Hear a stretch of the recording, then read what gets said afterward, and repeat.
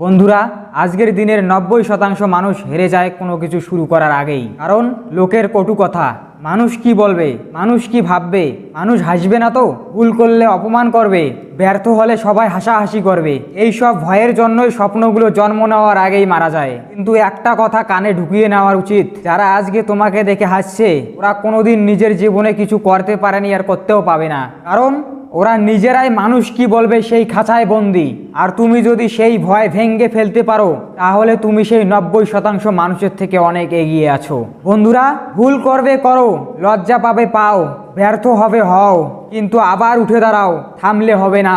কারণ যেদিন তুমি সফল হবে সেদিন সেই লোকগুলোই তোমাকে পাশে পেতে চাইবে। বন্ধুরা, মানুষের ভয়ে যারা থেমে থাকে তারা কোনোদিন ইতিহাস তৈরি করতে পারে না।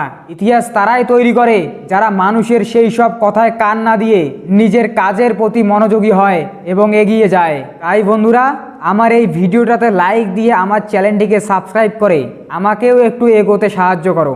ধন্যবাদ।